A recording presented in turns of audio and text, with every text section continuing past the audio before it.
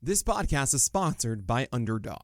Want to make money making picks on MLB games? And you have to try Underdog Fantasy, the easiest place to play fantasy sports. In Underdog's Pick'em game, you just pick your favorite baseball players and predict whether they will go higher or lower on stats like strikeouts, hits, and more. Pick to 2 to 5 players, get all your picks right, and you can win up to 20 times your money in a single night. Be sure to sign up with the promo code PitcherList, and Underdog will double your first deposit up to $100, so you have some bonus cash to start playing with. Again, that's UnderdogFantasy.com or Underdog Fantasy in the App Store. Sign up with promo code PitcherList and get your first deposit doubled up to $100.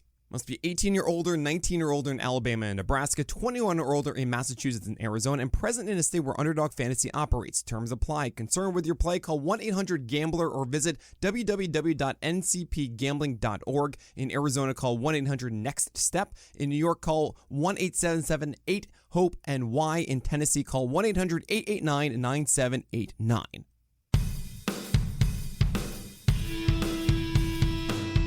How's it going, and welcome to episode 125 of On the Wire, proud member of the Pitcher List Podcast Network. Follow the pod on the Twitter at On the Wire Pod. You can follow me at 80grade, that's all spelled out, and you can follow Kevin Hastings at HastingKevin.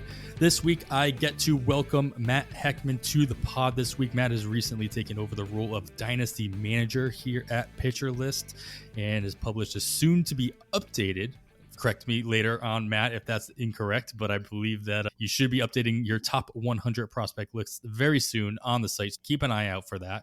Matt is also senior writer over at Fantrax, so you can check out his work over there as well. We're going to talk about his prospect list, players from it he thinks he can still make an impact before the 2023 season comes to an end, especially if the right trade is made at the upcoming deadline.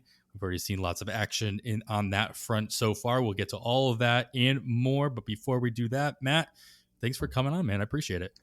Yeah, thanks for having me. I'm excited to talk baseball, talk the trade deadline. Crazy stuff already today that we've seen unfold, so lots to unpack. Yeah, it's nice to have to edit my outline 2 seconds before we go hit the record button.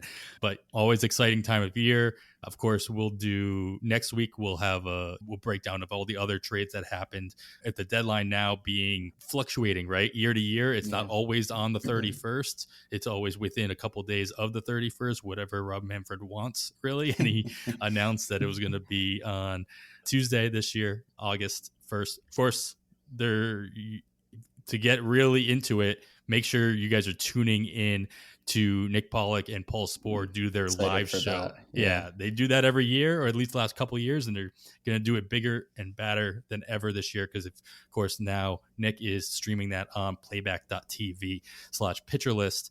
What's really cool about it is that he can actually bring people on with him. So him and Spohr will be talking back and forth, and you go into the chat and you hit the little, hey, bring me on button. Nick can pull you in and talk about, hey, what would you think of this trade or that trade? It'll be a really cool interactive experience. So make sure you guys are tuning into that 3 p.m. on Tuesday, August 1st, until it goes till question mark, if you will. They'll just go until all the deadline deals have been finalized. I think the deadline's 5 o'clock Eastern or something like that. Maybe a little bit later than that. I think it's usually 4 o'clock Eastern time. That's how it has been in the past. I don't know if it's any different. Yeah, that's West Coast. That's actually pretty cool. It's like nice little morning activity. Yeah, watching these things come through, watch the tickers. Yeah, the East Coast, it's like I sit around, my hands like my eyes glued to Twitter, like constantly refreshing it. Come on, give me more news. And then at 3 o'clock, it all starts. It happens all at once. What was it? A couple years ago, we got the Zach Greinke trade, and it was like it happened like an hour and a half after, but somehow it was done. Right. Like, how did we not hear about that? Yeah, exactly. Passan, get on that. Come on. I have your Twitter notifications on for a reason. Yeah, just always make sure that you have the correct handle on notifications. In this day and age, in Twitterverse or Xverse or whatever you want to call it at this point, make sure you are following the correct people, especially at the deadline. All right, we have already had a ton of trades, Matt, so let's get into it. Some of them more fantasy relevant than others, and some of it more FAAB related than others, so we will fly through some of them that maybe don't impact your FAAB considerations that much, and we'll get into a little bit more detail on those that might. So we will get right into it. One of the first ones that went through recently earlier on this week was Ahmad Rosario traded from Cleveland to the LA Dodgers, playing shortstop now in LA. He was traded 1-for-1 with Noah Syndergaard, who should be entering the rotation for the Guardians at some point or another. Honestly, does this really change the impact of either one of these players from a fantasy perspective, the way you see it? No, I think it. If anything, I think it hurts Ahmad Rosario's fantasy value a little bit more than I feel like in Cleveland. Rosario is locked into that constant everyday role. He moves to the Dodgers. The Dodgers also just traded for Kike Hernandez again. They have Miguel Rojas. They have some other players that Rosario could be pushed into more of a platoon. He might only play against lefties. I'm wondering what Rosario's splits are. I'm trying to look that up real quick if he has big platoon splits. So yeah, he's only hitting 253 against righties versus 304 against lefties. So I wonder if Rosario moves into a short side platoon role over there, which could negatively impact his fantasy value. I don't really think it does anything for Syndergaard. I don't know about you, but I feel like we're past Syndergaard's prime. Yeah, we still haven't seen him obviously make his debut for the Guardians quite yet. I think I'll echo like the sentiment I've been seeing on Twitter and hearing from other people is I'm less concerned about Syndergaard's, what he's going to do with Cleveland, than what kind of impact this might have on some of the younger members of the Cleveland rotation, Tanner Bybee, Logan Allen, Gavin Williams, and whether or not Syndergaard can do well enough to actually eat into their innings, and not so much eat into their innings, but give Cleveland the out to actually manage those young guys' innings a little bit more, maybe send one of those guys down for whatever reason, treating him like Yuri Perez in Miami. I'm not convinced that Bybee's really going to lose a lot of innings in that way, but I could see Logan Allen and Gavin Williams getting their innings cut a little bit, but that's just my kind of instinct on those guys at the moment. I'm not worried about Syndergaard taking their job. I'm more worried about just, again, giving Cleveland the out to actually manage these guys' innings if they want to, which would be a shame. Yeah, I think they'll do that if their rotation gets healthy or if they start to fall out, because even as it stands right now, Cleveland doesn't have, like, even putting Syndergaard into that rotation, they still need all three of the young starters to get things together, with Bieber on the IL, Quantrill on the IL, McKenzie on the IL. They don't really have any other options. But yeah, I do think it could down the road. Maybe Cleveland's not done. Who knows? Yeah, of course, Syndergaard is coming back from his own injury as well, so that he's not and hasn't made his debut. So we'll see how that goes. All right, so we'll move to Chicago, where the White Sox made a couple of moves, chipping away at their rotation. Everybody expected them to have some kind of fire sale, and they kind of went back to back with first the rumors revolving around Lance Lynn. Didn't happen. He made his start. I'll just say that he pitched a Major League Baseball game, results notwithstanding, but that did not happen at first. Instead, Lucas Giolito, he got moved over to the Angels. He joined Shohei Ohtani and company over there. Of course, everybody's probably seen that picture of him sitting on the bench next to Ohtani, which is starry-eyed next to him, which nobody can blame him. Absolutely not. He gets traded for a couple of prospects, Edgar Quero and Kai Bush. Please correct me, Matt, on any pronunciations of those guys. And then Lance Lynn and Joe Kelly got moved over to the other side of Los Angeles, to the Dodgers. So again, these guys, and let you get to the prospects in a second, but I'm curious to know if you, with two members of the rotation in Chicago for the White Sox now missing, is there anybody that the White Sox can fill into those roles that you're actually intrigued about? No. Chicago has some pitchers in their system that are more so Double-A right now. They're younger. They aren't ready. Christian Mena is one guy that I actually he's in my top 100 just based on stuff, but he's only 20, or he might have turned 21 now, years old in Double-A, and he still has some control issues, so I don't think they would call him up. Kai Bush is a candidate to jump into that rotation at some point this year, even though he's only thrown 26 innings this year. He's only thrown 30 innings this year, and the results have not been very good, so I'm not very interested in him either. Another lefty, kind of crafty pitcher. Some decent breaking stuff, but below average fastball. Not sure how he's going to play at the major league level. I think Tuki Toussaint is probably the most likely person to get a chance. We saw him flash some potential in Atlanta years ago, feels like forever ago. And then his career really just derailed. He's still only 27.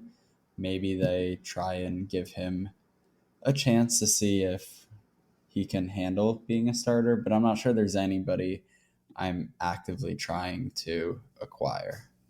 Yeah, fair enough. Jimmy Lambert is waiting in the wings on the 40-man rotation. He's been up before.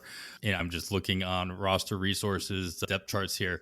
And I noticed, obviously, they only have a 4-man rotation at the moment. They could very well do a bullpen game on Tuesday. They don't have anybody set for that start. Toussaint, like you mentioned, already made a start. He's pretty locked into the rotation, in my opinion, at this point, especially with a positive outing the other day. Mike Clevenger just returned as well. He did okay for himself today. And obviously, as long as it's not too crowded, he'll be a starter there as well. Yeah. Nothing more than a streamer, in my opinion, in that situation, especially on a team like the White Sox, who wasn't doing you any favors in the win category anyway, and they're definitely not going to moving forward.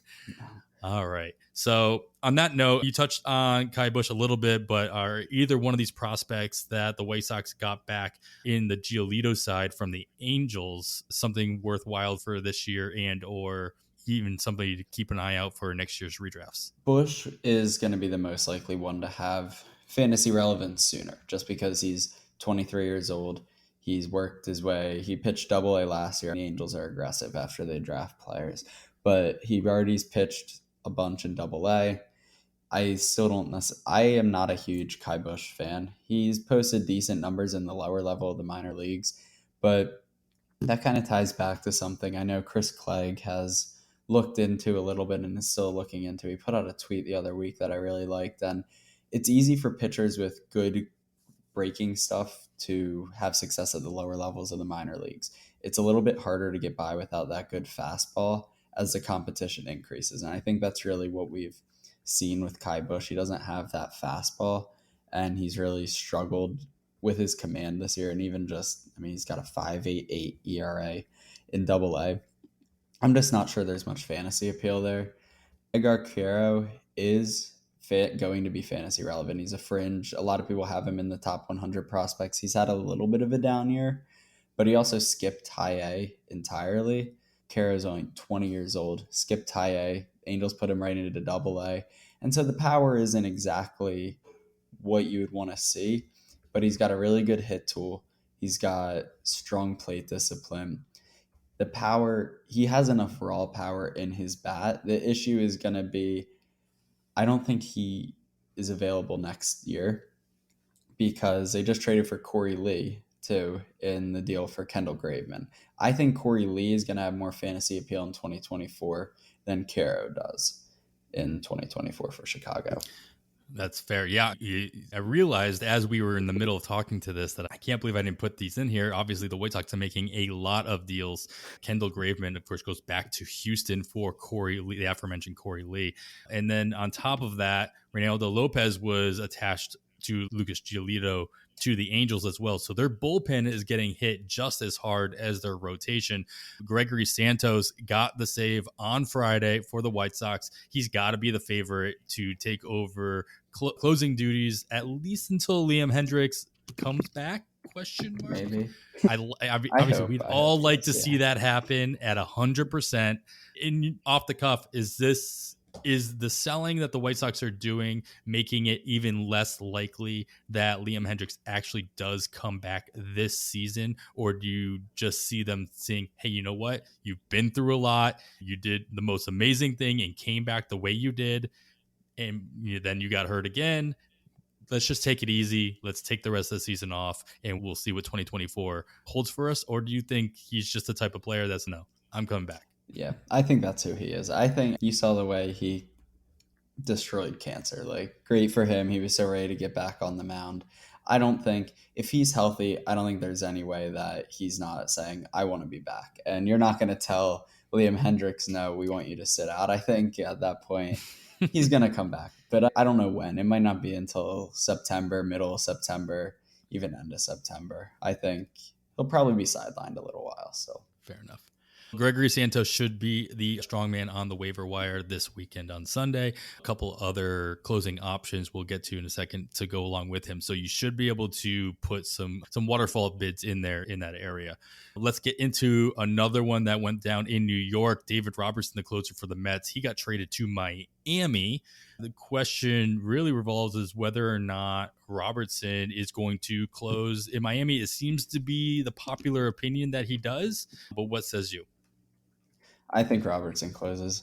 AJ Puk has been good. He hasn't been great, and especially lately. He also has some pretty drastic splits, righty-lefty.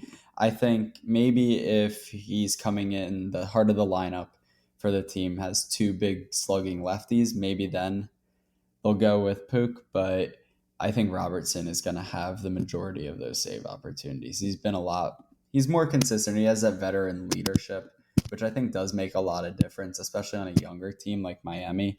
Yeah, oh gosh. In Puk's last 8.1 innings, he has given up 9 earned runs, 9.72 ERA. That's since the start of July. So I don't think you make a trade for a closer like Robertson after seeing those results and then put Robertson in a setup role. Yeah, I think what it really does is it really stifles all the hype that has been building around Tanner Scott, who everybody assumed was going to take over the role from Puck. Anyway, Puck did get the save on Friday, so there's something to be said there. I always go back and reference Grant Washburn's article in the offseason, and he just updated it midseason just earlier last week regarding arbitration and save chances or save opportunities given. And you should go make sure you guys are all checking that out as well for his updates. But obviously, Puck still arbitration eligible as well. So you would assume a team like Miami, who does want to find a way to save money, though I know they like him, they wouldn't have traded for him if they didn't, if they have the opportunity to bring in an actual closer whose the number of saves will not impact their contract in David Robertson. That's a direction that they have to consider at least. Yeah, absolutely. All right. One smaller trade, and then we'll get to the big one that just happened. Carlos Santana, he's on the move again.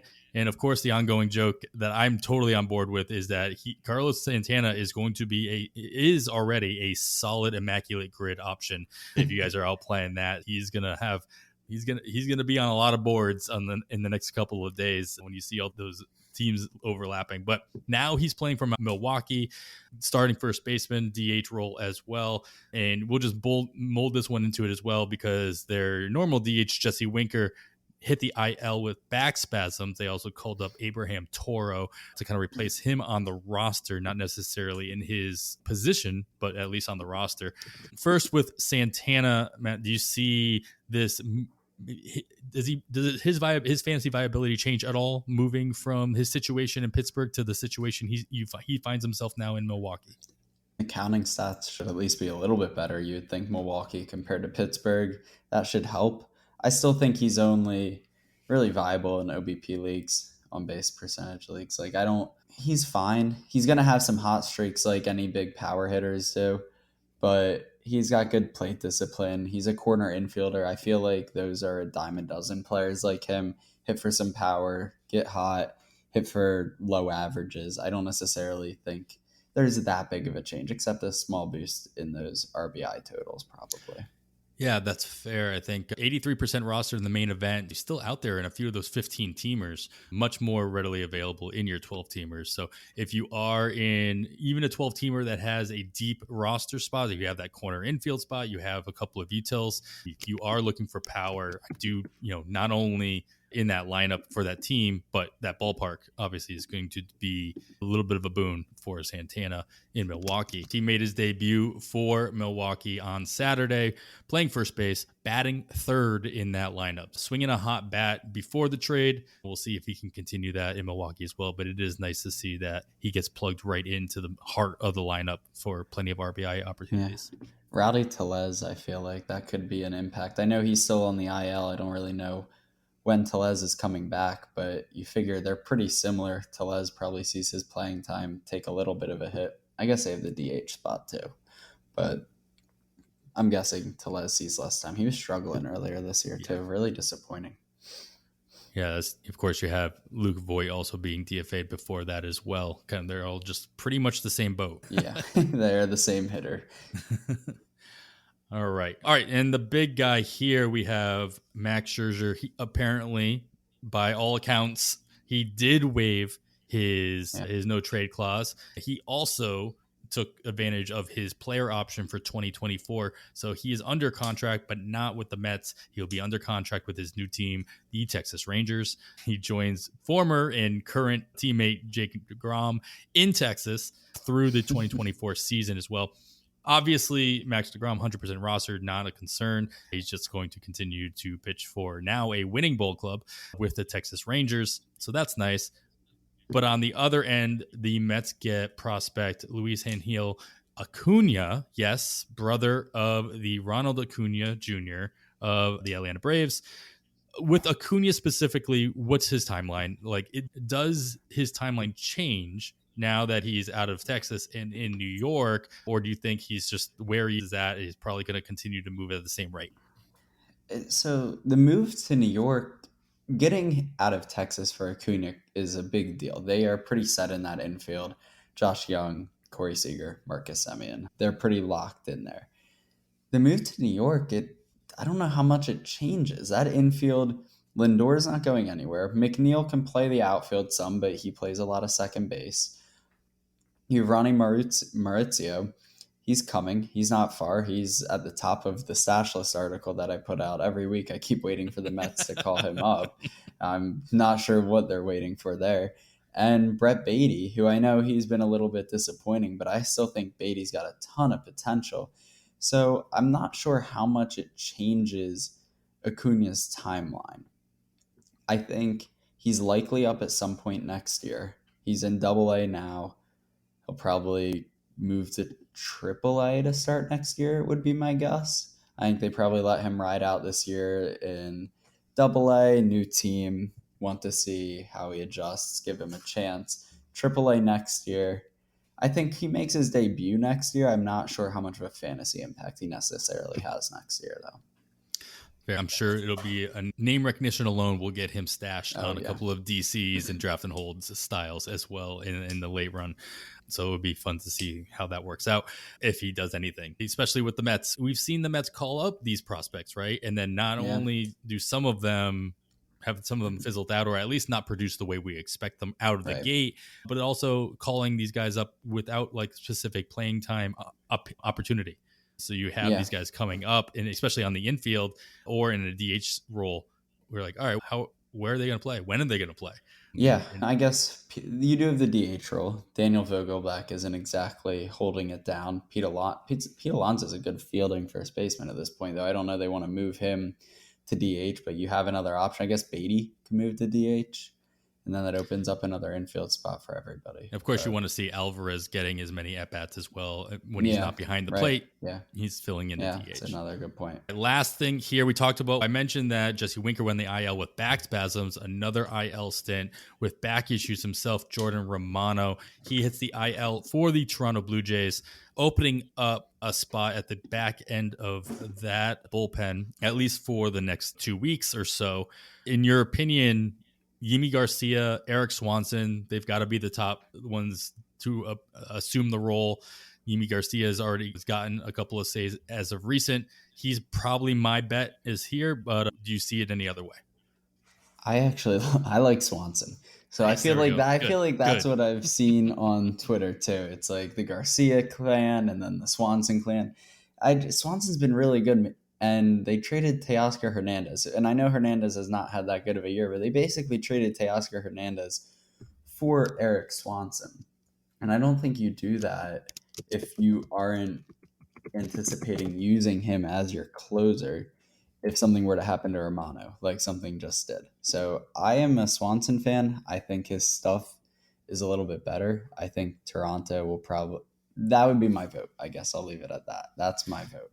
Yeah, I think that just recent history, of course, Garcia is the one who came in through 2 pitches, got the save on Friday from after Romano had to come out after throwing 25 pitches of his own. So we'll see if that translates into more opportunities moving forward. I do not think Toronto has gotten into a save opportunity tonight as I scroll. No, they won their game by more than the 3 runs necessary today. So we will have to wait and see what opportunities the Blue Jays give to the back end of the rotation. Of course, they called up Nate Pearson to replace Jordan Romano on the roster and in the bullpen for that matter. Pearson did come in on Saturday, get a strikeout, a clean inning of work. Later in the game, Yimi Garcia did come in after 2 strikeouts and gave up 1 hit, but scoreless in and of itself as well. So I think that's interesting though, because they won decently big, right? Toronto won. Yeah, they won 6 to 1. If they use Garcia in a non-save situation, that almost signals to me that they are saving Swanson for the save situation. Maybe it's because Swanson threw 13 pitches yesterday, I think. Yeah. And so they didn't want to use him again, but he hadn't pitched the 2 days before that. You figure both were available. I assume both would be available in a tighter game for sure. To be fair, Toronto did score 4 of their 6 in the 7th and 8th inning combined. And so it was a much closer game going into the 7th. It was only a 1-run game. Still a save situation going into the 8th. Pearson did get the hold. They tacked on those insurance runs. I didn't watch this game, but it's possible that Yimi Garcia was already warming up to all right, because it was a save situation. Yeah. So all right, you're already warm. You only threw 2 pitches yesterday. Just finish it off. No reason to warm anybody else up at this point. Still a situation to monitor. If any of the Blue Jays fans out there know better, make sure you tweet at us. Let us know that situation at hand, because these guys will all be bid on Sunday night for sure, along with Gregory Santos of the White Sox. And I wouldn't believe that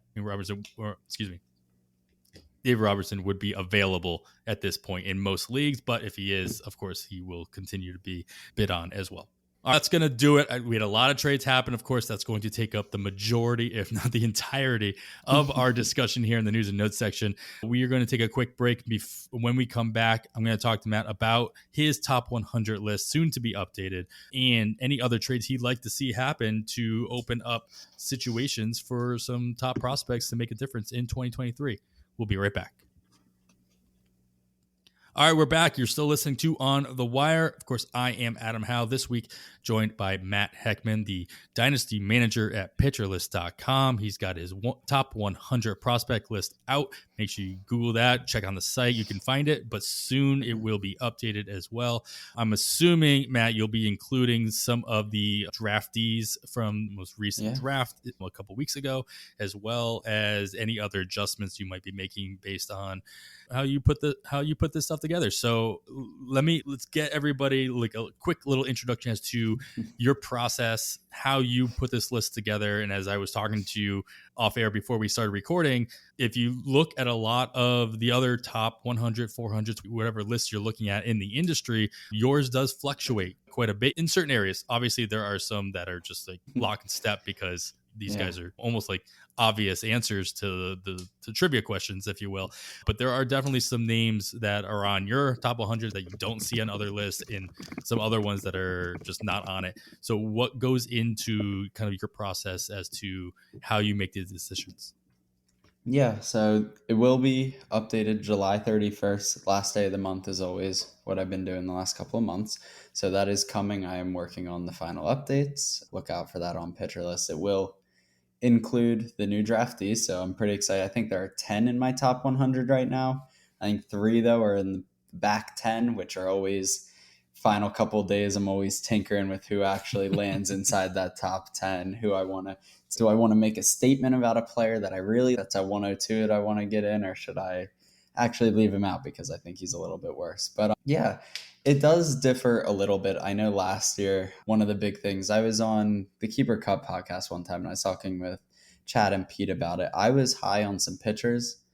Had a lot in my top 30, a little bit less now because a lot of them have graduated, or my list is, I do only guys in the minor leagues.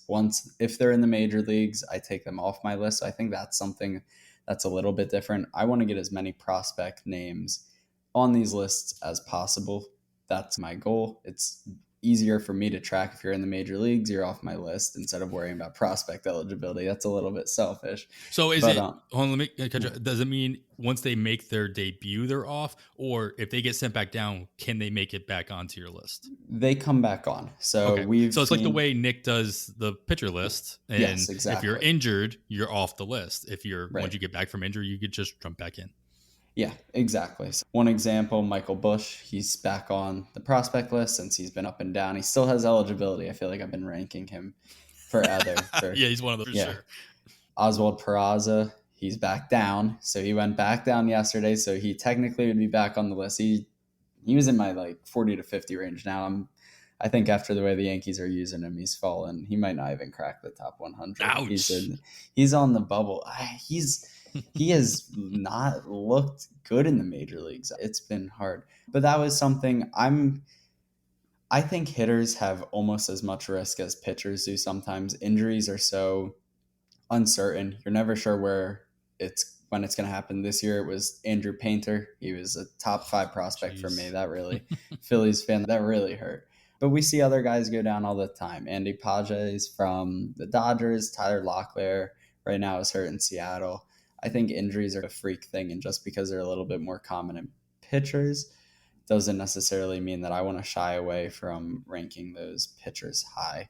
Also, I feel like one other thing I really look for and that I've really started to hone in on this year is the ground ball rates. That's something that I wrote a Going Deep article about it, I think last month. I think it was at the end of June that went out.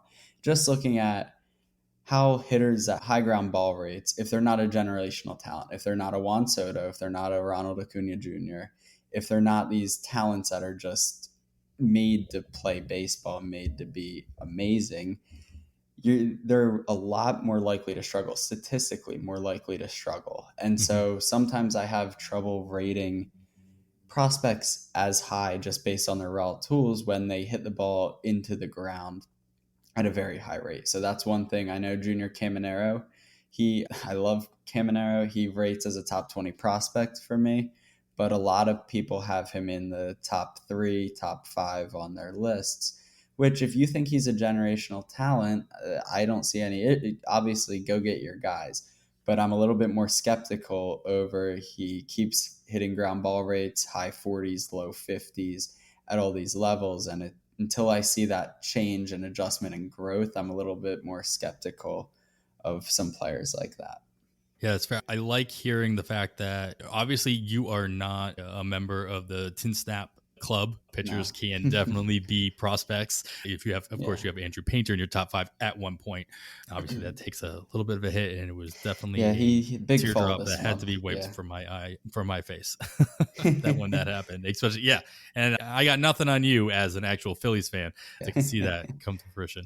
All right, let me get your opinion on some trades that you'd like to see. Some of them may have already happened, and we can get into that. But the trade deadline is until Tuesday.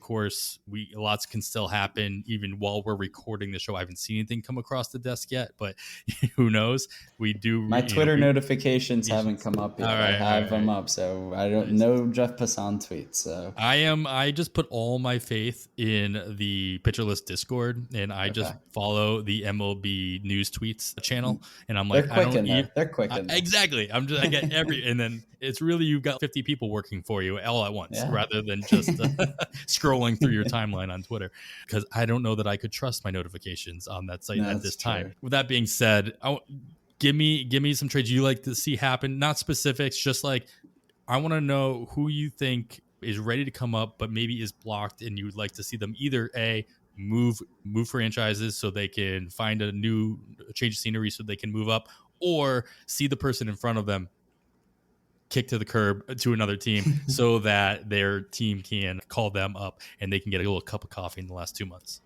Yeah, perfect for the stash list that's coming out tomorrow. That's what I feel like a lot of have really been honing in on. Justin Foscue is one name that instantly comes to mind. Second baseman. He plays some third base too for the Rangers. He was their first round pick from a couple years ago. He doesn't do one thing amazing. He just does a lot of little things very well. He hits for decent power. He's got decent speed. He's got a very strong hit tool that's come a long way. He's walking more than he's striking out in AAA right now, which is always impressive no matter how old you are, no matter what level you're in. To walk more than you strike out at any level is impressive. And I think that provides an easier transition to the major leagues. We're seeing Ellie De La Cruz, as talented as he is, some of the struggles he's having because of those strikeout rates, those high whiff rates, those high chase rates. Getting a prospect or stashing a prospect that might not have those same concerns. Sure, you're capping your upside a little bit, but it could be more valuable in certain aspects. So Justin Foscue getting out of that logjam middle infield in Texas. Now, will they do it? They just traded Acuna. I'm not sure if they'll also trade Foscue. I don't know how much they want to deplete that middle infield depth, but I would like to see him get an opportunity somewhere else, I think. That's definitely one. I get the concern. Like, of course, Texas just traded away Acuna, but if they really feel strongly about winning this division and the AL West is no joke, they can. This is the time, man. You just got Scherzer. Yeah. Go all in. There's been rumors of them going after Jordan Hicks. That doesn't really help Foscue. St. Louis's middle infield's pretty. Another player, Mason Wynn. I would love to see. He has been red hot in AAA for the Cardinals. I think he's got 6 home runs since the All-Star break or something, like some crazy number. He has been incredible. He's got really good speed. I'm a little more skeptical of that game power once he gets to the major league level. His swing is more designed for gaps. He's more of a speed guy, but he can hit 15 to 20 home runs. I think once he's up, he's proving that down in the minor leagues. If the Cardinals want to trade Paul DeJong and get him, if they want to, I think if they will, if somebody wants to acquire, I don't think it's on the Cardinals at this point. The only one I've read is that they said they're not actually going to be trading Nolan Arenado. We won't see Arenado changing jerseys once again at the trade deadline, as he did moving from Colorado. But yeah, Mason Wynn has been killing it. I just want to see him throwing 100 miles per hour at the major league level. Him and Ellie De La Cruz can face off in a game. Let's just there you go. I mean, does St. Louis they play Cincinnati again? That'd be quite a thing to watch. Have to. Now with the balance schedule, it's a little hard. Now I got myself curious. All right, let's see. Yeah, I'm looking at St. Louis. Come on, scroll. September 8th to 10th. There they do play. Nice. And they play the final series September 29th to October 1st. All right, so there's two chances. 2 more series. One in Cincinnati, and one in St. Louis. So that'd be something to watch in September for two teams that one may still have a chance and one definitely does not. You can decide which one I'm talking about. All right, we got a couple more on here. I think that was a nice little segue that you got Mason Wynn in there. That worked out nice. Yeah, it worked out nicely. Transition. Yeah, the Rays always have guys, I feel, and they're hard with prospects because they have talented players, and even though they're scuffling a little now, they're just so good, and that lineup is so filled. It's getting these guys a chance at the major league level. Curtis Mead and Jonathan Aranda, both. Mead was struggling for a while, got hurt. He's been really good since coming back. Rumors were early on that he was going to, the Rays wanted him to make the team out of camp. They offered him a contract the same way other teams do with other players to help with that service time and arbitration and the clock. And they couldn't agree on a deal. And so Mead went down to AAA, struggled, got hurt. But now that he's back, I think he could be somebody that teams want to acquire. And Jonathan Aranda the same way. He's had a couple major league stints. He hasn't really looked that good, but also the playing time has been very inconsistent when he's up. And so how much can you really find out about a player when they're playing every third, fourth day? So I think a team could easily want one of those two if the Rays are trying to make a move. I'd like to see either one with playing time. Yeah. Yeah, of course, you got Mazzardo as well in Tampa Bay, inching his way to the he's Tampa hurt Bay right now, lineup. though, so that's a little, but Mazzardo's really good, but I don't know if I'm becoming less confident that we see him this year just based on his injuries. Yeah, Mead, be nice to see him actually at the major league level and almost be better off seeing him not in Tampa Bay. With regular playing time. Yeah. Exactly. I think he could, and I mentioned this in the stash list tomorrow. I think Mead could find his way to Tampa, one of them. even without a trade, I think Brandon Lau, he doesn't play against lefties for 1 and 2.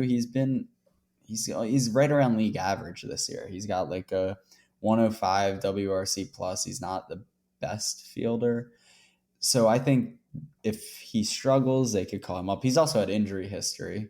Josh Lau has been struggling also a little bit, especially lately with strikeouts, with batting average. So they could shift their players around, move even Brandon Lau to the outfield to replace Josh Lau, and then call up Mead or Aranda. So I think they have a chance in Tampa, but I would much rather just see them get consistent playing time somewhere else. Yeah, fair enough.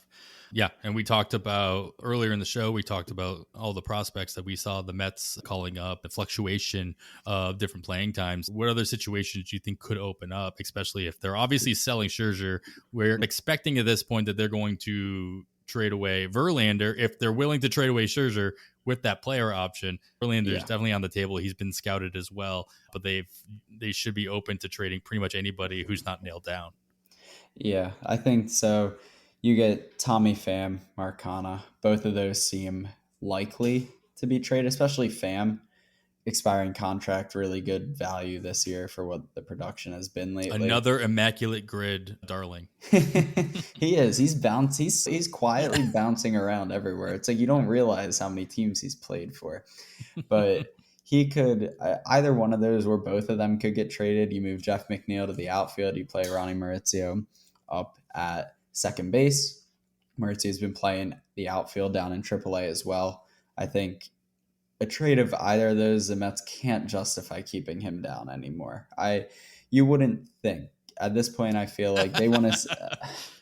You wouldn't think a lot of things about the Mets, though. So I'm sorry. we didn't think they'd be in this situation this year. So here we are. I'm gonna be honest. I put $5 that the Mets would not make the playoffs in my future. Did Mets. you? Wow. Yeah. Well, then again, I'm also a Red Sox fan, so we put $5 on both the Yankees and the Mets not to make the playoffs, and so they're both looking okay right now. Okay, knock on wood. Still 2 more months. Yeah. But yeah, so I think he could come up. You mentioned Scherzer getting dealt already, Verlander on the table. They have Mike Vasil. I actually don't know how to pronounce his last name. He is a pitcher who is playing really well in AA. He's in AAA right now, and the results haven't been quite as good. I am a little less confident we see him. I think we'd be more likely to see like David Peterson, Tyler McGill, Joey Lucchesi instead of Vasil. I think that's how you pronounce it. But the strikeout stuff is there. With him, he's got a good fastball, good deep 4-pitch mix. It's just about his control. It was not very good in high A last year, really good in AA this year in the first 51 innings, taking a big step back since going to AAA. I'm less confident, though, that we see him. Fair enough. I think there's a lot of good names. This pretty much takes over the wildcard section of our FAAB recommendation list, which I really appreciate. These are guys that, of course, most of them have no major league experience, minus Aranda. I think was the only one you listed here that was a possibility that has major league experience. So not available in most NFBC formats unless they were drafted for some reason in your FAAB leagues. So Cleveland, Brian Rocchio. With Rosario gone, because he's already been up. He's probably available. He's got good speed. I don't think the current shortstops on Cleveland's roster are going to be good enough to hold down that spot. Rocchio's already been in the major leagues this year. I think we see him again. He's worth another name to mention. I think he'll probably be up soon. Just wanted to throw that in there real quick. Forgot about him when we were talking about that Rosario trade. Yeah, that trade is, like you said, there are trades that have already gone down that are going to be impacting lineup. Tyler Freeman, once thought to be a pretty good prospect for Cleveland, is filling in at shortstop at the moment, but he is not playing every day by any stretch of the imagination. He's pretty much gotten every 2 days off, or 2 days off plays a game, 2 days off plays a game. So we'll see if his playing time does change in the come, if they give him a little bit of a run there. Gabriel Arias as well, filling in at the shortstop position. So we'll see if they make another move to call other guys up, like you mentioned, in Cleveland. So keep your eye out for these guys. Check your wire, see if they are available. Throw in a speculation buck if you've got some roster flexibility, or at the very least, watch out for next week, see if any of these guys gets traded, gets called up. Sometimes it happens right away. Sometimes they get traded and it takes them a couple weeks to get that call up with their new team. So not something I think you want to be saving all your FAAB dollars, because you don't have a lot of FAAB dollars left. I guarantee you, whoever's listening does not have a lot of FAAB dollars I don't left. have a lot of FAAB dollars left. I know that. But some names to keep an eye out for sure. And if they do get moved, some guys that you want to be looking out for, keeper situations in the right leagues, or if you're doing an early draft in the offseason, like I probably will be come October or early November. All right. I think that's a lot of great names. Matt, thank you so much. Make sure you guys are checking out Matt's updated list. Comes out at the end of the month at pitcherlist.com, as well as the stash list that comes out on Sunday. As you're listening to this, it should already be out. So go over to pitcherlist.com, check that out. Matt, is there anything else that you are working on that everybody else should know about that we haven't talked about? Nothing. We have the performance reports that I do. Those are going to be starting back up again as we get this Dynasty team growing. So I guess that's a little plug if any of aspiring Dynasty fantasy baseball content creators. We do have open positions on the Dynasty team that we're looking to fill. We're really looking to grow that over at Pitcher List. So that's a little plug there. So that actually is coming out August 2nd, a pitcher performance report coming out for Dynasty Baseball. Weekly lineup articles over at Fantrax, but no big projects, just the prospect list. Got to finalize those names, see who makes the cut and see who doesn't. Yeah, so if you're interested in joining Matt's team over at pitcherlist.com, make sure you can, your DMs are open, I'm assuming, Matt. You can check them out. My DMs are always open. Yes, on X or Twitter or whatever at Heckman_Matt115. You can probably also email Pitcherlist at info@pitcherlist.com. Nick will make sure that Matt gets your interest email as well there as well. So check that out. Check out everything Matt's got going on, and check us out after we take this quick break as we finally get into our FAAB recommendations going into next week. We'll be doing that right after this. All right, we are back once again on the wire. Let's get right into our FAAB recommendations for this week. The pool keeps getting tighter and tighter, which is not that much of a surprise, of course. If you are in an AL or NL only league, you got that hammer. Congratulations for the last 2 months. You're going to have some options. You're going to have your Max Scherzers moving over from the NL to the AL. You're going to have if you're into that sort of thing, the Lance Lynn's going from the AL to the NL. Rosario, right? Yeah, Rosario, Giolito, all these trades really that we talked about at the beginning of the show, they are cross league trades. And so there's going to be some options maybe beyond the David Robertson. Every single one of them, at least the major names, did change leagues. In those only leagues, you're going to have some fun bidding for sure. But if you are in your standard 15, 12-teamer mixed leagues, the field hasn't really changed a whole lot with these trades beyond some of the names that we already threw out there. So let's dive into some of the guys that might be available depending on what categories you're trying to chip away at, trying to make the most moves up your standings. Of course, we always start off in the hitting categories with power. These are guys that you think can chip away at home runs, RBIs, in your standard 5x5. So you got a great name on here. I'm going to let you lead us off here, Matt, because you got a name that I took off the news section because I knew you were going to talk about him here, and it's right in your wheelhouse. So it's a good way to start us off with a prospect. Who's going to knock in a couple home runs next week for us? I think Marco Luciano has a chance. That raw power in his profile is exciting. It's something that's worth paying attention to. 6'2", 178, pretty swing when it's all going right. There is risk. There is significant risk. 5 plate appearances in, he struck out in 2 of them. So 40% strikeout rate. You look at his Fangraphs player page and you're like, wow, he's got some serious plate discipline issues. But he does have swing and miss in his game. He does have chase in his game. But there is legitimate power in his profile. I think he's going to get some run in San Francisco. They want to see what he has. I think he could be a player that could add some power. I will say, yeah. I mean, he has started at shortstop all 3 days that he's been called up from AAA. Brandon Crawford does appear to be back from the IL, did not start on Saturday, however.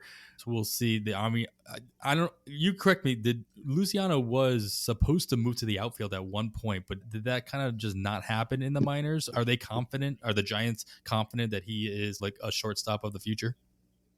Yeah, I think he put those concerns to bed. His fielding still isn't the greatest. Maybe he moves off of shortstop to somewhere else in the infield, but I'm not sure they're really looking at him as an outfielder anymore. They at least haven't experimented with it. They've become he's looked better. I've seen him a couple times. I've watched him play some shortstop, and he looks capable. He's never going to be a Gold Glove winner, but I don't think he is a liability out there.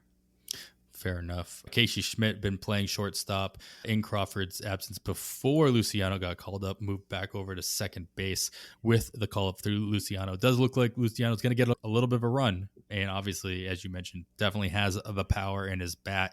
Might have some caveats, like you mentioned. But the beauty of those caveats is usually makes a very streaky hitter, right? Yeah. So if he can get on a nice streak, he can be a guy that can change the tides in that category for you. 2 for quickly. 4 today. There you go. 4. Yeah. There we go. 2 strikeouts in his other 2 plate appearances. No, we didn't talk about that. We're not talking about this. No, we don't need to talk about this. Just the hits. Those are the ones. Yes, the hits. All right. So I got a little bit of a deeper one. Not so much deeper where he's available in less places per se, but somebody I'm looking at, especially if I am looking to fill in that middle infield spot, Michael Massey of Kansas City. He is 64% rostered in the main event, but a little bit more readily available in your 12 teamers, in your online championships. It's still a third of league's 15 teamers that he's going to be available as well. I think if I had put him on this recommendation list earlier in the season, there's no chance I would have put him into the power category. I would have put him into opportunity. I think I did put him into the opportunity category and or maybe even speed, but he's really shown that's not really his game this season. Granted, he is in Kansas City. It's not helping almost any aspect of his game per se, but more recently, he has shown a lot more production. 28.1% hard contact rate on the season ranks him at 134 overall. So that's well above your league average in that category at 26.6%. So a good almost 2 points above that. So always like to see that above average hard contact rate for a guy that you're looking for some kind of power. Means when he's making plenty of contact and a lot of that contact are hard hit balls. So rather than just look at the balls he is hitting, we talk about this all the time, hard hits over plate appearances, much more indicative to ongoing success than hard hits over batted balls, which is what with hard hit rate. I'm going to reference this last week as well. I'm going to reference it again. I'll probably continue to reference it every week. If you're not a PL Pro subscriber, you should be utilizing these tools, especially on the hitter ability metrics side. There's a great app for both pitchers and hitters to look at these rolling charts regarding what they're actually doing with the pitches that they are presented with. And if you look at the one that stands out for Massey is just his overall hitting performance over an 800 pitch threshold is just continuously going up all season. Technically, it is slightly above major league average, but it's continuously moving up throughout the course of the season, and it is at an all-time high currently right now in his last 800 pitches. On top of that, of course, we are in the power category, so I got to switch it over to power, and he has been consistently decently above major league average as well. In the category, we're talking about expected extra bases added over the course of the season, and his season average is around 0.06, 0.07, and above the major league average, which is right around 0.02.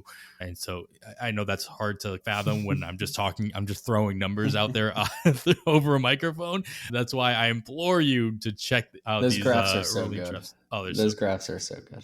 So this is definitely an area in which Massey is definitely getting better at, can be, especially at the second base position or at the middle infield position. If you have a hole there, somebody you want to look at. And if you're looking for second base and you're looking for a little bit of a power boost, he could pop out a couple. He is on the road for half of the week as well, so it's nice to get him out of Kaufman and get him into more hitter-friendly ballparks, which is pretty much all of them outside of Kansas City.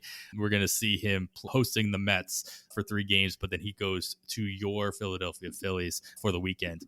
And then he goes into Fenway for 4 games to start next week, which is always a good sign. Fenway, one of the most hitter-friendly ballparks in all of baseball. Yeah, a lot of good ballpark matchups there. Massey's been a lot better. He was battling some injuries, I think, too, earlier in the season. And now that he's back, he looks healthy again. He's getting into a rhythm. I think that's a really good pickup if you need some power. And middle infield's always hard. Second base is always hard to find that power production, too. I like his teammate. I like his teammate a little bit, too, Freddie Fermin, catcher for this. He's getting a lot more playing time. Something we didn't touch on in the news section, of course, is Nick Prado hits the IL as well. But with that to talk about Fermin, is it moved Salvi Perez to first base. And so Salvi's been playing a lot of DH, but he's still behind the dish every once in a while as well. But to have Melendez in the outfield and Salvi now has almost a necessity at first base for Kansas City gives plenty of opportunity for Fermin to take in extra playing time behind the dish for Kansas City. So it's a good call. Yeah, they have a lot. I think they play 3 lefties in the next week too. So that's another bonus for Fermin to get into that lineup a little bit more. Yeah. And Massey not really sitting a whole lot. He has sat 2 of the last 3 lefties that have come through, but he's still playing against lefties as well. So he's not exactly in a strict platoon for say. He might sit one of those games, but I wouldn't say that just because he's facing a bunch of lefties means he's not going to play. And he's been moving up in the lineup, and obviously losing Prado is going to fluctuate that lineup as well. So Massey's going to take advantage of that, hitting in the middle of that order as well. All right, let's get into the speed category. I'm going to leave this one off because as I'm looking over all my speed metrics that I run every week, I found somebody that stood out, and I was very surprised to see somebody stand out like this. And then I'm like, all right, I got to go make sure he's not rostered anywhere. No, he's rostered absolutely nowhere. And I'm talking, of course, about Yu Chang, the starting shortstop for my Boston Red Sox. So proud. So very proud. And we'll see. There were a lot of talks about the aforementioned DeYoung being traded to Boston and perhaps taking over that role. But for now, Yu Chang is the everyday shortstop for the Boston Red Sox, the red hot Red Sox. I will go ahead and throw that there as well. And he is available everywhere. I am talking about speed categories. We're talking about stolen bases. We're talking about runs scored. He is batting 9th. So it does hurt, obviously, his opportunities to get extra plate appearances. But the beauty of batting 9th is that you have the top of the order to knock you in as long as he can get on base, which he's not doing that bad of a job doing recently. Since returning from the IL, which was on July 7th, so the majority of the month of July, he has started at shortstop all but 2 days. He's only had 3 opportunities to steal second. So every time he gets on base, there's somebody in front of him. I get that. But of the 3 opportunities, he's taken 2 of them. And so Alex Cora is trusting him to take advantage of the situations when they do present them to him. He has enough speed in his game to take advantage of the rules, to take advantage of the closer bases and all that. The beauty of it is that who they face off against Seattle to start the week. And though Seattle overall doesn't rank highly as far as a team that allows a lot of runners to attempt stolen bases, the ones that do attempt are almost always successful. So all he needs is the green light during an opportunity against Seattle. They are since June 1st, opposing runners against Seattle have a 94% success rate against the Mariners, whereas in that time frame, the major league average is 79%, and that's pretty standard. We're in the mid 70s ranges where you see that anywhere between 76, 78%. So right now, obviously, runners in general are being more successful and they're taking more risk in general. So this is an opportunity, at least for the first half of the week. You want to pop out a stolen base here or there, maybe score a couple runs, just because if he's getting on base and getting knocked in, he is widely available. At the very least, he should be $1 bid at the bottom of your waterfall, and you shouldn't be upset if you end up getting him and you save some FAAB FAAB bucks, especially since he does have shortstop and second base eligibility in the NFBC. And of course, in Yahoo, they got to give out extra prizes. So he does have first base eligibility in Yahoo as well. Yu Chang, not expecting to see him in a lot of bids, but I would recommend checking him out just in case you do need that middle infield speed spark, and he'll see if he can get you a bag or two. His BABIP is 176 this year. That's not good. That is incredibly low. He's got a 20% line drive rate. His launch angle looks good. There might be some average upside if he gets hot for a week. I'm not saying that Yu Chang is going to become a 300 hitter. But yeah, no, I don't think Yu Chang mania is going to break out anywhere. But he's got speed, and I think that average should come. You'd think that BABIP has to come up. Yeah, obviously the rotation Seattle is no joke, and he's going to have his work coming out for him, at least against their starters. Bullpen's not that bad either. He just needs to get on base. That's once or twice. Just the small thing. Just get on base. Yeah, that's it. No big deal. That's it. Just you can't steal first. Yeah. All right. If Yu Chang is not your top choice, who might you be looking at to steal some bases for you this week, Matt? He was mentioned last week on the show, and I'm going to throw his name out there again. Travis Jankowski probably is a good bet to steal a base. He's got plenty of speed. He's batting second for the Rangers. Second in that great lineup, is going to score you runs. Even if his current batting average is unsustainable, he's not a 314 hitter. I watched him play in Philly a couple of years ago, and it's not who he is, but he's got 15 stolen bases in 65 games. He's very fast. He's walking over 11% of the time. So Jankowski is hitting for average. He's walking. So unlike Yu Chang, he has that ability right now to get on base. He's doing that successfully, and he's willing to run 15 for 16 in stolen base attempts. So getting Jankowski, as long as he's playing, as long as Corey Seager is on the IL, I think Jankowski could be a boost, and he's not really going to cost you a lot because how many people actually want to pick up Travis Jankowski?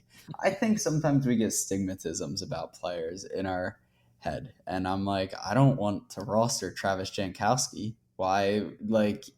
He's not worth a roster spot, but he has value here, and that sometimes is the most underrated part. Yeah, we talked about him last week, like you mentioned, and he's 87% rostered in the main event. Of course, these are our deep 15-teamers. Yeah. He is being started by 77% of leagues. Wow. So people need those stolen bases. They know what they can get out of him if he can go on that run. You mentioned it, like he's a guy that will take advantage of pretty much anything you give him.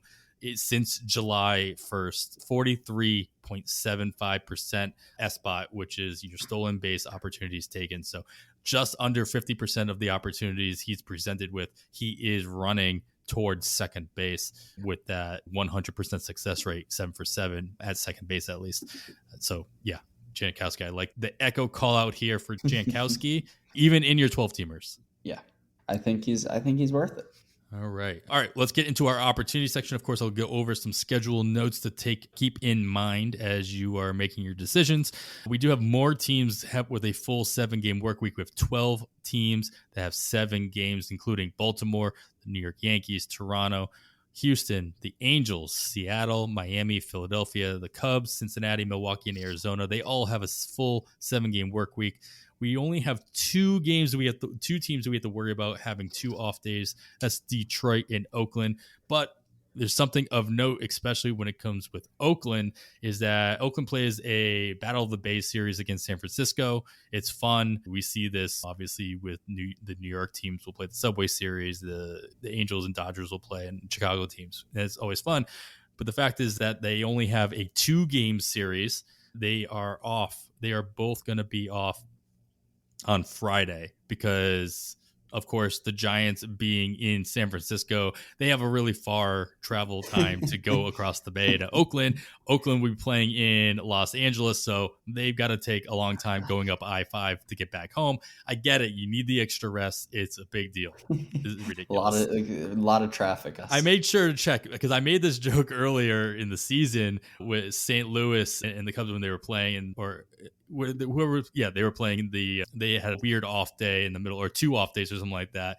And I'm like, oh, and I totally forgot that they were playing in London. Yeah. I did the same thing. So I double checked this one. No, this one is in Oakland. They are not traveling. I do not understand why they have an extra day off. Somebody please tweet me, let me know what's the big deal here. But either way, it's weird. They have Friday off. Keep that in mind. It is San Francisco's only day, but Oakland does have Monday and Friday off. It does put a hampering into your lineup changes on NFBC, where you're making your lineup switches on Friday, but keep that in mind when you're making the decisions. Colorado always pointing out where they're playing. They will be home against San Diego to start the week. Then they have a 3-game set in St. Louis over the weekend. So, of course, as it has been for most of the season, they will be splitting their week home and away. So not something you can really take advantage of for an entire week, unfortunately. With all of that in mind and anything else that you want to consider, Matt, who might be a target of yours based on the opportunity that they have coming up this week? I think that even though there's a lot of bodies on the Orioles roster that they're trying to get playing time, I think Ramon Urias. I don't know why I said Urias. Sometimes because there isn't a Urias. That's the thing. When you have the names that are exactly the same way. Lau, we already hit it on this one episode. They're all over the place. But anyway, I think he could have some value. They like his glove a lot in Baltimore, which I think can sometimes be underrated. They really appreciate his glove, his versatility in that infield. He's playing almost every day against righties, against lefties, especially against lefties. And Baltimore faces, I think, 3 lefties next week on top of having a full schedule. Yes, they play Ryu, Kikuchi, and David Peterson, and Quintana. So it up to 4 now that Scherzer. That's what Roster Resource is projecting now that Scherzer's gone. So they're going to play 4 lefties next week. That's going to mean a lot of playing time for Urias. And he's looked decent, and getting him out of Camden Yards is something that I think could be an underrated aspect of this. They're playing away. Camden Yards has that big wall out in right field that they decided to just push everything back 30 feet and make it impossible for right-handed hitters to hit home runs, but that's a different rant for another day. And his home run rate has plummeted. He has a 13%, he's career 13% home run per fly ball. Right, that number is down at 7% this year. His barrel rate is still strong. Urias's barrel rate's at 8.7%, average exit velocity of 90 miles an hour. He's still pulling the ball still. He's still getting it in the air. Everything looks in line with his career numbers except that home run per fly ball rate. I think they're playing an away series. They're on a road trip. They're not just playing an away series. They have 4 lefties that they're going up against in the next week. I think he's going to see a lot of playing time, and I think he's worth adding. Yeah, is a common name that gets thrown around. So, Kevin, hopefully you're listening. We got our quota in from Ramon Urias come in the episode. Always somebody that we're watching because he's always seems to be under rostered and still being productive, even with the change in Baltimore. They find a way to give him time in long stretches as well. Somebody I'm looking at, especially, I'm really going to focus on the fact that if you are in a 1-catcher league and you have basically punted the position and you are streaming catchers, this is a name that is probably still readily available. And most of the time when you're doing this on Yahoo. And so we're looking at Luis Campusano, 2% rostered in Yahoo, 45% rostered in the main event, and 12% in the online championships, even though he's pretty much taken over the full-time role in San Diego since getting called back up on the 19th of July, or at least making his return to the roster earlier this month. Since returning, not including today where he's gone 2 for 3 so far in his game that is only in the 7th inning, so still opportunity for another hit there. He's batting 310 with a home run, which he had a couple of days ago, 5 RBIs, 5 runs in 31 plate appearances, so only 1 strikeout, which was a concern of his game to go along with the power that he does provide from behind the plate. Luis Campusano, if you are looking both in a streaming catcher situation and currently in a 2-catcher situation. If you were just hurting and or need to fill that second catcher spot, he's still readily available pretty much everywhere, or at least a good chunk in your 12 teamers, and more than half of your 15 teamers available as well. Luis Camposano, San Diego, somebody that I will be filling in at the catcher position where I need it. Yeah, I think that's a great call, especially if you're somebody who is rostering even Yainer Diaz in Houston. Oh Now my that he God. seems that stinks. I have him in my TGFBI league, I think, and he was so good. And then I know he's not as good defensively. He's just not playing anymore now that Alvarez is for back. no reason. It doesn't seem like there's been any reason. No roster change, no injury. Just, oh no, you're done now. Yeah, so I think if you had him and you're looking to replace him, which I'm going to have to, I think Campusano was a top prospect a few years ago. He's done nothing but hit in the minor leagues. Like, he hits every single year, and he's only 24. Catchers take a little bit longer to develop. Like, he could be breaking out. He could reach those heights that people thought he could when he was coming through their system originally. This could be it. It doesn't hurt that he plays the first half of the week in Colorado this week. That helps. Does not hurt. Yeah.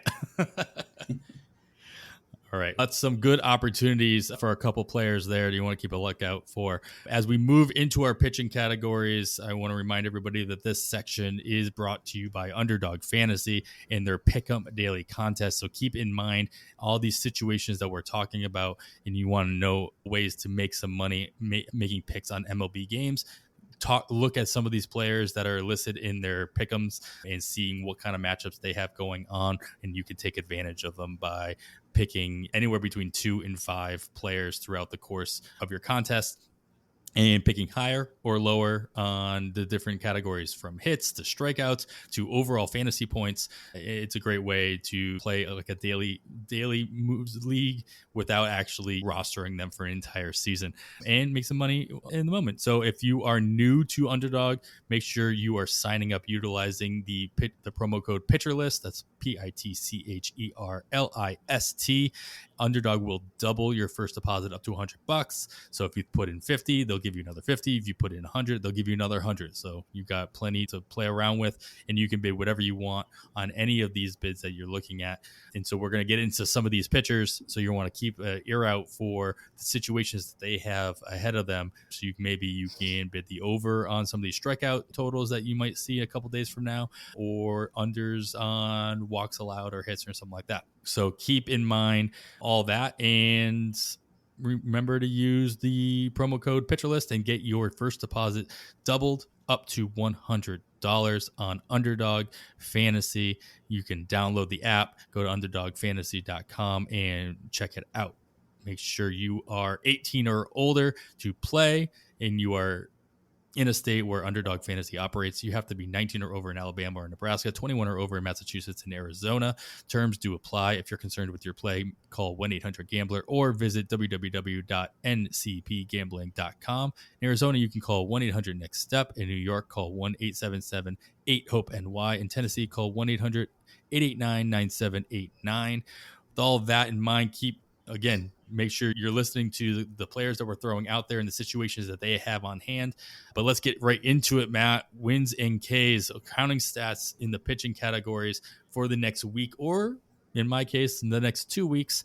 I'm going to get right into it. Cutter Crawford is somebody that I am looking at, especially in my 12 teamers. He is 65% rostered already in the online championship, so still not that readily available. People have caught on to his success in recent days and recent games, but if he is still available out there, I love that he's facing Seattle next week. It is just a one step, but he is lined up to get a 2-step the following week against Kansas City and Detroit. So the overall schedule for Crawford and the Red Sox in general looks really nice as we move forward.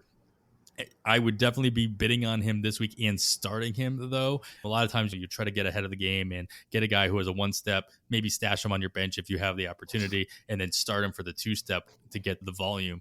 But as it stands, Seattle is second in the league through the season in strikeout rate. So we've seen Crawford go up and down, more recently it's been more up than down as far as the strikeout totals go.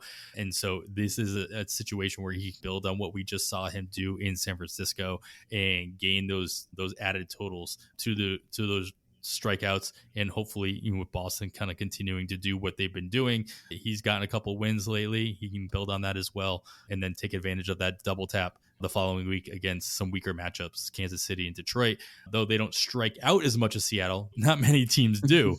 They're still obviously not matchups, not offenses that we are too worried about. Yeah, I like Crawford. I think he's a little bit underrated, but like you said, people are catching on. The control is really good. Those matchups are really exciting to have. I think Crawford's pretty good. You read every time I read Nick's write up on him in this SP roundup, it's always just, yeah, I like it, but I want to see more. It's like, Nick, what more do you need? Stop it. Just jump in quick. Just don't think about it anymore. Nick's always about like process over results though. Yeah. which I appreciate. It's probably how I should look at things, but sometimes I just want to see the results. I just want to see especially if you're just streaming a guy for 1 week in a head-to-head matchup. You know what? I don't care how he did it as long as I get the good numbers.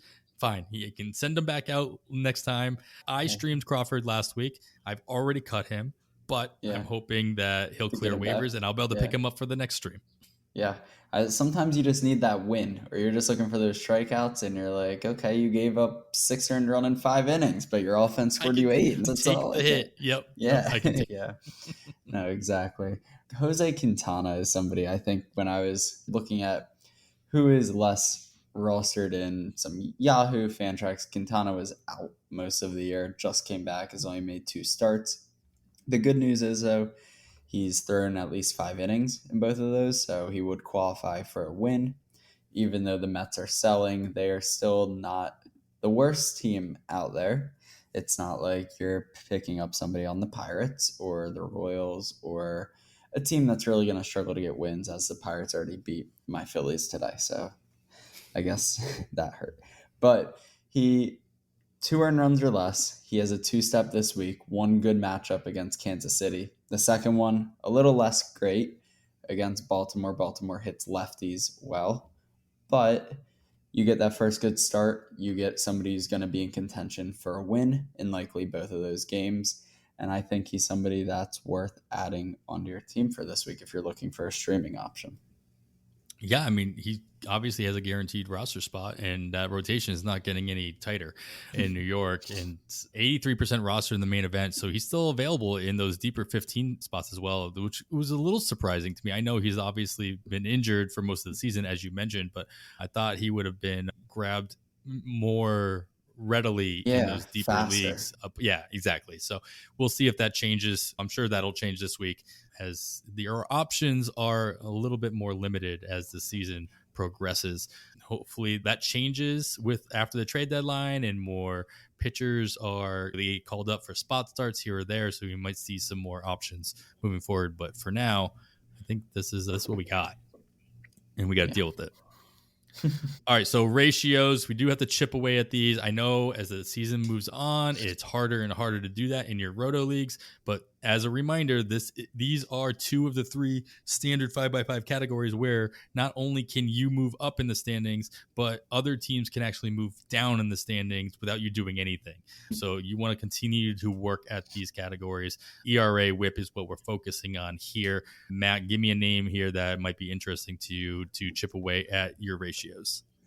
Really under the radar name I'm going with here, Kyle Nelson in Arizona. He was supposed to open today. They ended up just going with FAAB, and Nelson still pitched right after him. He only threw 0.2 innings, struck out both batters that he faced.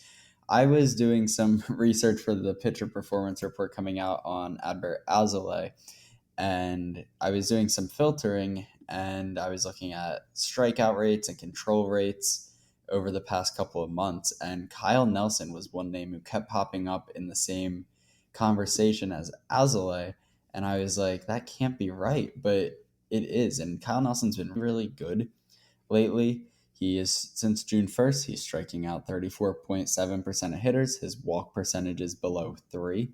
That provides nice whip. He's going to get you some Ks. His ERA has not been perfect, but it's under 3 this year.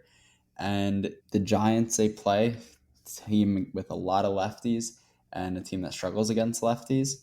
So I think he could be provide some valuable ratio production on your team. And he's not really going to cost you anything because I don't think there's a large line to pick up Kyle Nelson.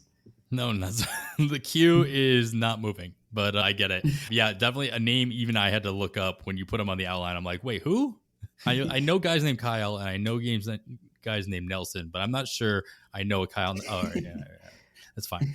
But my name is in the same boat. I'm looking at Ian Jabot out of Cincinnati. And honestly, not a name I probably would have noticed until I started reading Ben Rosener's Deep League waiver wire article over at Pitcher List. And he was the only pitcher on his list for this week that he threw out there, along with Jason Hayward, Patrick Wisdom, and Tommy Pham. So check out why he thinks those guys are good pickups in your deeper leagues over at pitcherlist.com. But Ian Jabot, reliever for Arizona. And I'm literally, Ben, I'm sorry, I'm just going to steal everything you said here in this column. So spoilers abound here. You did such a good job breaking this down. I didn't want to really reinvent the wheel here.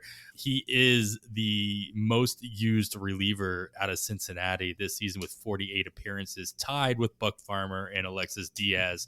Shocker here with having Diaz on that list. But Jabot's been doing great things overall. He's got a 3.0 ERA and 51 innings going into the weekend. And he doesn't really necessarily going to give you a whole bunch of strikeouts, but that's not what we're talking about. We're talking about the opportunity for your relievers to come in and be utilized multiple times throughout the week and not give up a bunch of runs or any runs for that matter and chip away at those ratios better than maybe a spot start might do pickup. And if that's really where you're focusing at, is at your ERA and your whip, especially even in the middle of the road there where you can still make up some ground and move yourself up in those categories. We talk about this all the time. It's like these relievers really can do more. They can either help you tread water or they can help you. It's pretty rare that they're going to come in here and completely blow yourself up, and knock on wood, of course. Now that I say that I'm sorry for those who pick up Jabot, but that can really happen with anybody. Especially if he doesn't get utilized on Sunday, we say this all the time. If a reliever doesn't get utilized on Sunday, more opportunity for them to go 3 or maybe even 4 days in the week and get you 3 to 6 innings rather than just like the 2 innings. But obviously, the more innings, the more impact that they can have. So for more information on Jabot, make sure you go check out Ben's article, Ben Rosener, over at pitcherlist.com. It's called the Week 18 Deep League Waiver Wire on July 29th for a little bit more information on him and then a couple other deeper hitters that might be of interest based on whatever the settings might be for your league. So as long as he gets the volume, Jabot is somebody, and at least it's going to be in my conditional bid list. Who do you think has more wins this season, Jabot or Blake Snell? Oh, geez. I love that. Oh, yeah. That was the biggest part of the article is that Jabot had so many wins. He has what's the number? 8 wins. Yeah. What is that? What is Brent Suter? This was the name that we brought up I think it was 2 years ago. We would bring him up all the time because he led his team in wins up until August or something crazy. He has more wins than Blake Snell, Christian Javier, more wins than Hunter Brown, Luis Castillo, John Gray, Freddie Peralta, Pablo Lopez. Like, what? He also has 13 holds. So he also has 13 holds. So the Reds are putting him in these positions where he can vulture a win, right? He come in at the right time, get the win when the game is close. He has 13 holds, second on the team. So he's coming in on tight games. He's somebody that they trust. They're going to use him as long as they're continuously being in contention. So I like this call out by Ben, and I'm totally stealing it. All right, let's finish out the pitching categories here and move into saves, everybody's favorite category to chase. And I'm gonna lead us off here just because I've got 3 names. Really, this is a spec ad, and I'll have all these guys in order on my conditional bids just to see if Josh Hader actually does get traded out of San Diego. Robert Suarez still available in 3/4 of leagues in the main event. Nick Martinez and Steven Wilson, who's been a horse for them throughout the course of the season as well, in the same boat as Ian Jabot, though usually he comes in a little bit later than in games. So I feel like all three of these guys, I know that the favorite is Robert Suarez, especially just coming back from his injury and doing pretty good things as well. I think Steven Wilson would be my next in line personally, if Suarez doesn't get the job right away. Nick Martinez, kind of the long shot, even though he's done good things in his new role in the bullpen for San Diego. I don't foresee them moving him into a closer position. I think that Nick Martinez is more apt to be holding the exact same role that he's had, sometimes coming in the eighth, sometimes coming in for long relief, and just utilizing him the best that they can. But he'll still be the third man on my conditional list, and it'll probably be like, I probably won't get Robert Suarez, but I'll probably get Steven Wilson in a couple places. Mm-hmm. And if it doesn't work out, it doesn't work out. And I drop him the next week. I'm not spending a whole lot of money. I might spend a little bit more on Suarez just because I think it is a little bit more of a, quote, guarantee that he gets the first couple shots at that role. This is also a big if that actually, if they trade Hader, I know a lot of the rumors are getting a little stronger on the rumor mill. And so we'll see how San Diego deals with their imploding situation that they have going on, the New York Mets of the West Coast, if you will. Do you think he gets dealt? It's the final year of his contract. If they're going to deal him, they got to do it. They got to get something. I don't know that. I don't have the standings in front of me, but they're not in the thick of it, if I'm not mistaken. Did you know Cole Hamels was still pitching on the Padres? Yes, he's in San Diego's minor league system. He could come in and close games. That would be amazing. I was looking at their minor league. I was like, do they have anybody interesting in AAA? And I'm scrolling down roster resource, and I'm like, Cole Hamels. And then I click on his player page on Fangraphs, and his Cole Hamels shoulders look better than expected in throwing sessions. And the Padres are Cole Hamels? And the Padres are hopeful he can be an option for them around mid-season. Now, this was back in March, and he hasn't pitched a game. So I was like, why is he still? He hasn't pitched since 2020. Yeah, San Diego's the first after that cliff in the standings. They are 6 games out from the final wild card spot, and they've got 3 teams that they would have to jump over between Arizona, Miami, and the Cubs as the standings are right now. I won't be surprised. Put it this way, I won't be surprised. Even if he doesn't get dealt by FAAB bidding on Sunday, this is worth the speculation ad. And none of these guys are bad either. Worst case scenario, I really need a reliever to fill in one of my spots in my rotation. I'm not going to be upset about it. Yeah, I think that makes total sense. I think might as well take a shot. Like you said, worst case scenario, you end up dropping them the very next week. They get hurt. They could help your ratio, like we were just talking about, and then you end up moving on. I think I went a little bit of the first name I came to mind, you already mentioned Gregory Santos. He's probably going to get the chance to close in Chicago now with Graveman out until Hendricks is back. Santos should be added where he's available if you need help in saves. I mean, that one feels cut and dry, like the easiest, black and white. He is going to be the closer for Chicago. The other names were more so just looking at the schedule. Gregory Soto was one that popped out. Philly plays 7 games next week. Soto, I thought was interesting. The game on Wednesday, Soto was actually used in was it Wednesday's game? I think it was Wednesday's game. Soto was used in the 9th inning, even when Kimbrel was used in the 8th. Rob Thompson did something a little bit different there. He went to Kimbrel for the heart of the order, Soto in the 9th. And I think that playing 7 games next week, Soto could jump into a save, could vulture a save if the heart of the lineup comes up again. That worked for Rob once already. Who's to say he doesn't do it again and go with Soto? So that was a name that I thought could earn you a save if you're really looking for somebody. The other name I had brought up before, that I had thought about before Jordan Romano landed on the aisle. Now we already talked about him. I like Eric Swanson. And now we just have to see if it's him or Garcia forward. Yeah, they're both going to get picked up. You just go with your favorite this week on Sunday. Hold on to them for a week or two and see. You might be able to. They might switch off as well. If you get one save out of one of these guys in the 2 weeks that Romano is out, in most cases, that's going to help. Yeah, a save is a Simple as save. that. A Yeah. save is a save. Be nice if you get 2 or 3. Yeah. Don't look a gift horse in the mouth, if you will. Of course, I think we mentioned it a bunch of times. Carlos Hernandez be somebody worth speculating on as well out of Kansas City. Though Scott Barlow did just blow a save. We'll see if he actually gets dealt. And then Holderman in Pittsburgh if Bednar does actually get moved as well. Bednar, honestly, everybody seems to be pretty confident that he's going to get dealt, but with all the amount of years that they have control over him and he's from Pittsburgh, it's like one of those feel good stories. You almost don't want him to get dealt. I don't think he's going anywhere. Yeah. I think it was the same way everybody thought Brian Reynolds was going to get traded. Every single deadline we'd hear Brian Reynolds, and Brian Reynolds didn't move. So he's still there. Yeah, he's there for a long time now. Yeah. So supposedly, but I don't think Bednar's going anywhere either. I'm with you. All right, let's finish it off with the wild card section. You did such a good job in the middle of the pod talking about all these other prospects. So I'm just going to let you close this out here with anybody else that just doesn't fit into any of the categories that we talked about. Pitcher, hitter, wherever it is that looks like might be a good ad, speculation or not. Who might you be looking at? So one of my favorite players from the offseason that did not have a starting role going in was Dylan Moore in Seattle. I thought he could be really useful for speed and power. He doesn't hit for very much average, but he was stealing as often as John Birdie steals before this year. He was a 20 stolen base threat constantly, even though Moore doesn't get consistent playing time in Seattle. Turn the page.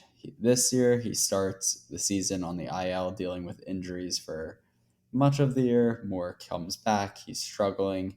But lately, he's getting more playing time.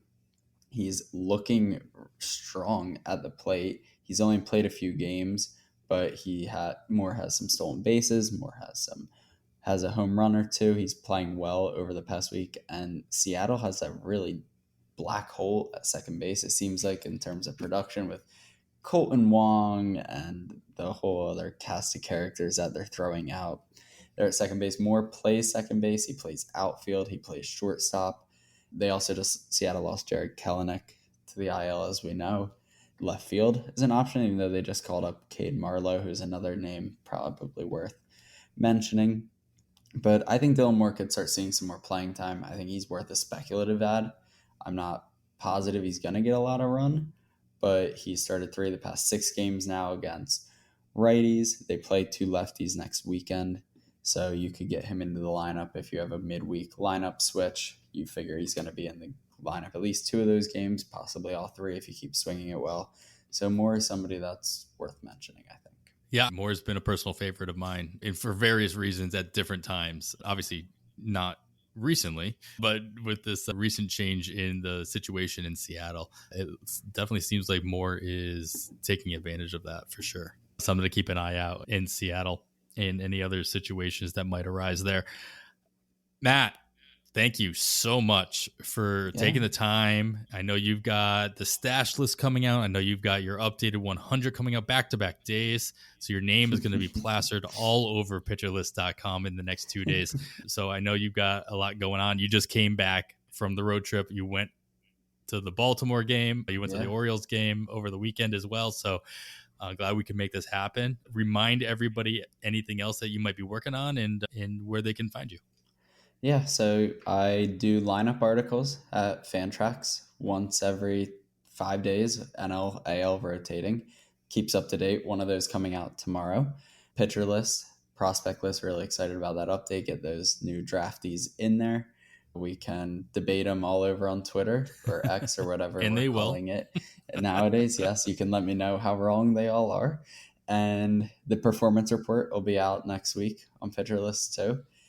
And you can find me at Twitter, X, obviously on pitcherlist.com in the Discord, in the Dynasty Discord especially. That's where I do a lot of comments, a lot of talking, a lot of suggestions in there. But Twitter at Heckman_Matt115. That's where I'll post all my articles and any other relevant baseball information.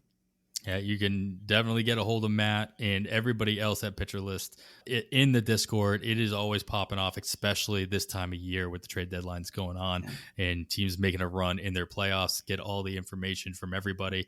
Join PL Plus, PL Pro. Either one of them gets you in there and a whole bunch of other stuff. So check that out on the site as well. Matt, thank you so much once again. But that is going to wrap it up for episode 125 of On the Wire. You can follow myself on the Twitter at 80 grade. That's all spelled out. Kevin is at Hasting Kevin. Of course, follow the pod itself at On the Wire Pod. So once again, thank our guest Matt Heckman for joining us this week. Follow him on the Twitter at Heckman_Matt115. And after all that, I am Adam Howe. On behalf of Kevin Hastings, thanks for listening. We bid you goodbye.